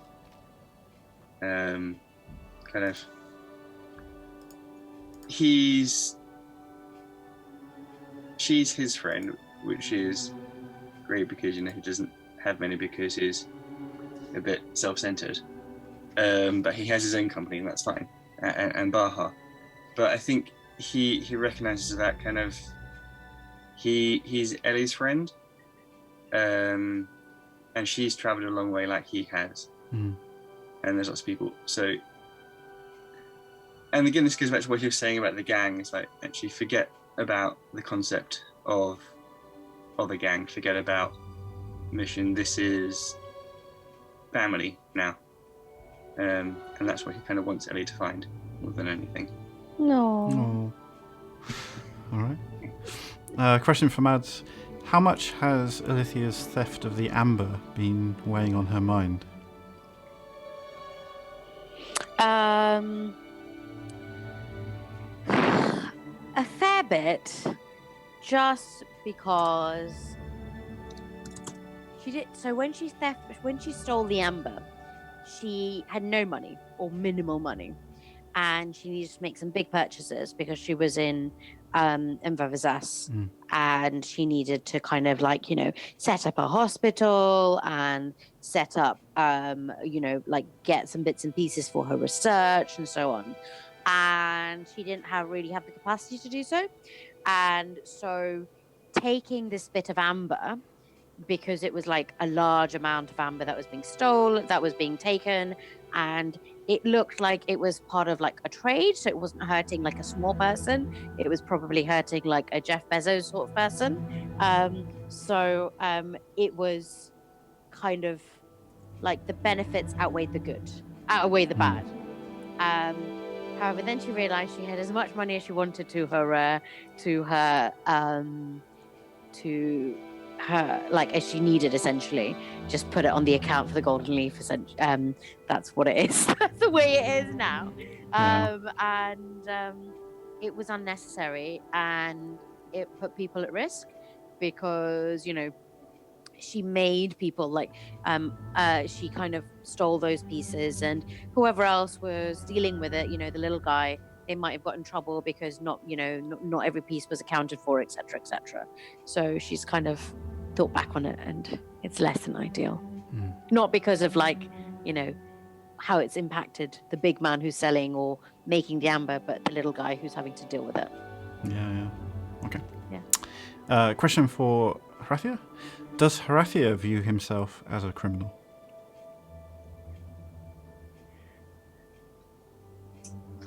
Oh, you're muted. Sorry about that. Yes, he does, because he's a criminal.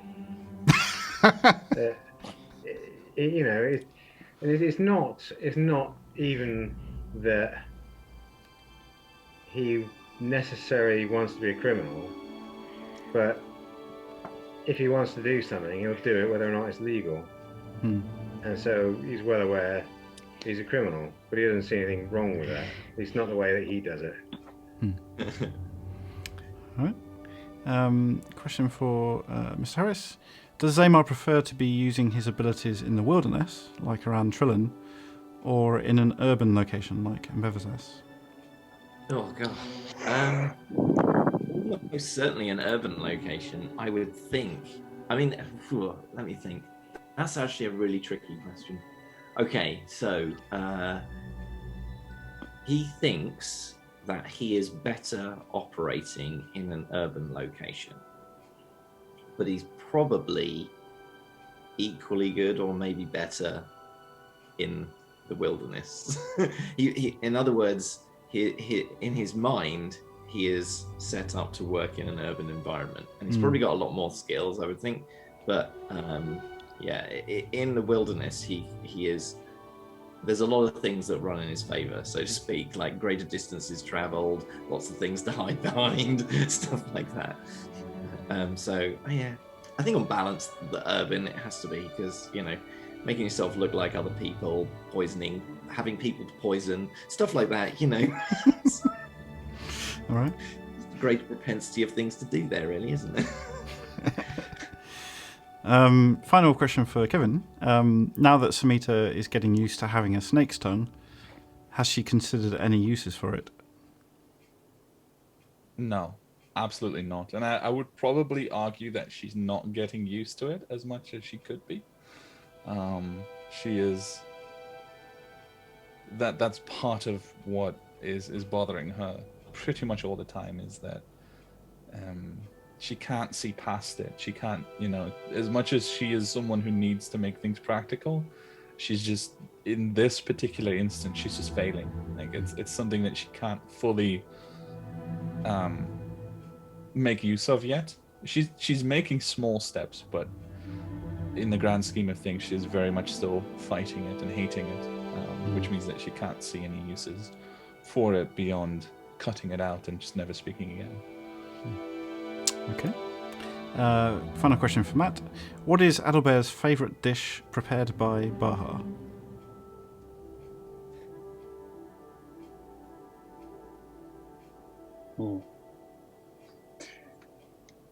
It's...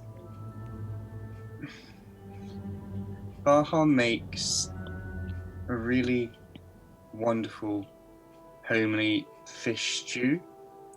It's something that his mother made for him when he was growing up, and it's kind of that vulnerable side that comes out, but also kind of the way Adalbert looks at it. This is something that Baha's mother made for him, looking after him, caring for him, and now this is something Baha is making for Adalbert, looking after him, caring for him. And whenever he kind of eats that fish stew, the warm, hearty feeling is just kind of filled with all the love and emotions, which I don't think naturally come naturally to either of them. Yeah.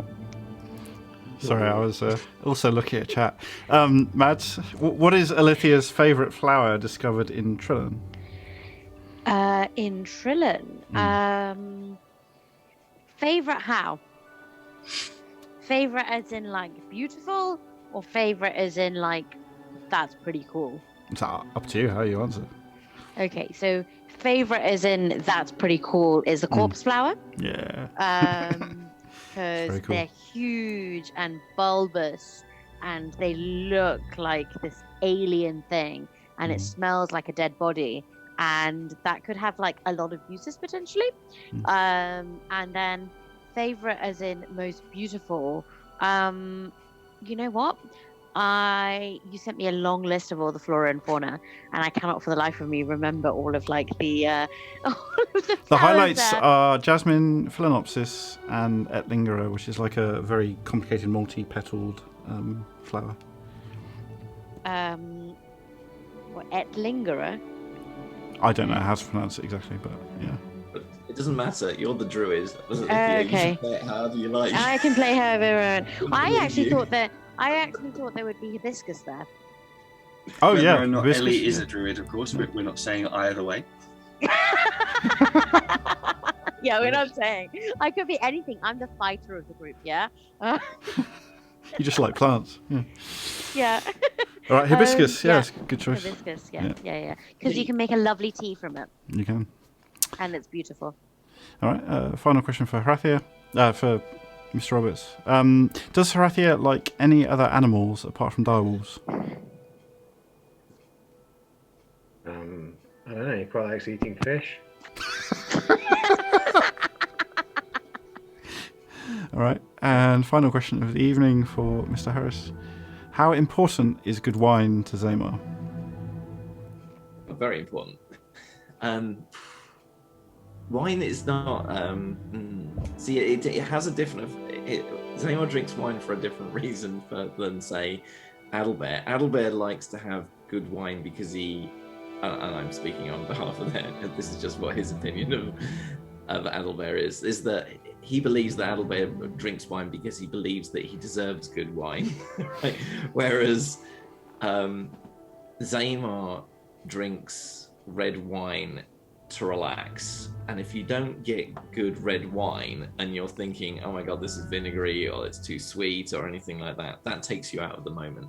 So yeah, it's kind of like he enjoys his little moments sitting down in the mornings or sitting down in the evenings and having a nice glass of red wine, because he is switched on so much of the time and he rarely gets a mental chance to take a break. And Trillin is, whether he's mentioned it or not, is his home or his escape in some ways from a lot of the daily grind or whatever that is his sort of mental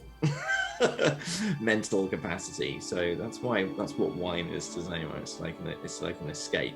So yeah, that's why it has to be good. You don't want it to take you out of the moment. All right, cool. That's all the questions for tonight. So we're coming to the end of the session. I just want to thank Mads for still joining the session, and also Mr. Harris for this amazing image of Alithia. Yes. Even though we can't see Mads, which is a shame, we can see this amazing image of Alithia in the session, which is very cool. Which was actually like it's very clearly directed. This hair and this person's face. No, you were the one who brought it into being. But no, thank you so much for bearing with me, guys. I'm sorry for my sound and my breathing and everything. I'm just not used to it as usual. How dare you breathe, Mads? I know, but like there's breathing and then there's like creepy guy breathing. No, it's good. We were able to hear you very clearly when you were role playing, which is the most important thing. Oh, perfect. Well, thank you so much, everyone. This is like the highlight of my week. And I love chatting. And thank you so much for Bardic Dice. Yeah, awesome. Reading. Oh, Dark Alithia. Yeah. Yeah. So, oh no, thank you so much for everyone for bearing with me. You're awesome, and yeah, a delight. Yes, I am. Ooh, I completely missed the raid because I was on one of my many screens. Hi, Body Dice. Welcome to the Room Keep. Thank you for joining us. Welcome all of you. Oh, thank you, Crash Cat, and thank you for subscribing. Makes us very, very happy. We're very little, but we, love each and every one of you all. And do we have anything to do before we sign off? Did you want to make any shout outs? Otherwise, I'll start the raid. What shout outs? I think I just want to shout out the people who've stuck with us every week, because I know, like, when we started out, we were like, okay, we're the only ones in this spot, so we'll be good to go. But actually, there's a lot of amazing streams which I love to like kind of watch when I have the time that are on at this time, or other evenings and so on. And then for our friends across the pond, you're kind of tuning in from work and then after your commute home, and we appreciate it so much. Like, it is incredible. So thank you for tuning in and watching. So shall I go through to chat and say who are so DM Bador as the usual, one of our usual suspects. Saunt, we love you. You're always there. Crash Cap, love you. Literary DM. Koitsi Shuma. Who else am I missing? Bardic Dice. I know you pop in whenever you can. You're amazing. Who else am I missing? That chaotic, stupid me. Oh no! I don't know who they are. They haven't been watching for ages. I don't know what's wrong with them. It's like a strange fella. Who's that? I think he might be a bot. Like, he's always trying to. Ah, that would explain it. Yeah. Yeah, I think you're right. yeah. Like, A surprisingly dirty bot. funny things. It's true. Click here for XXX bard content. Yeah, I have to keep an eye out for them. I might ban them next time. Oh, the chef as well. They're not here today. Oh yes, yeah, of course, that's Lachas. Oh, we Yeah. love Lachas. Instigator of a lot of Catch up and find out why the shenanigans. sun's yeah. out next week. And again, a huge shout out to maps and stuff. Yes. Yeah. Yes. Thanks, Maps and Quest, for the amazing treehouse, which will feature regularly, I'm sure. Yeah. I would definitely Yeah. recommend Bardic Dice's stream, which is Fates United at I think it's about 11:30 p.m. BST. Bardic, if you want to just post what time it is in US times, because that always confuses me. But feel free to shove that in chat. And on Sunday, Beacon Zora, which is a stream run by Marky Gaming with Bardic Dice as one of the players, is also awesome. And we mustn't forget the Tales of Idea on Sunday evenings. It like tops off my week. It is the cherry on my ice cream sundae. Nice. That is a great Thank line. you. Kevin should definitely use that. Yeah, that's going to be the title from now on. Yeah, he's going to put that in the quotes section. Tales of my ice cream sundae. No. That's a different kind of stream, I think. Yeah, And if you haven't seen it, go to Pop Your Cherry. Oh, no. Oh my god! I was trying to avoid going completely there, but thanks, Matt. It's too late. But you should definitely go watch them. They are Thank you. hilarious That's and they are right. sweet, and they take you through like all the emotions, the gamut of emotions, and their story is amazing and their world is just like you get sucked into it. And I wish you would write a book so I could just sit and read it. And yes, you should just watch it. Well, thank you so much. And you do get to partake because on June 16th, hopefully, we'll be able to get together for our one-shot where you guys get to enter that world as well. So that should be Exciting. fun. I'm so excited for this. It's going to be amazing. Yeah, Kevin then is DMing finally- the one shot. Yeah. Sorry, go ahead. Oh yes, of course. No, absolutely. Kevin is a super DM, like our DM. And then finally, thank you for everyone in the TTRPG Solidarity, people in the TTRPG family, people on Hopes of TTRPG Discord, everyone who supports us. But thank you so much. But yeah, it's just a pleasure and an honor to like kind of be a part of this community, and I'm so happy I found it.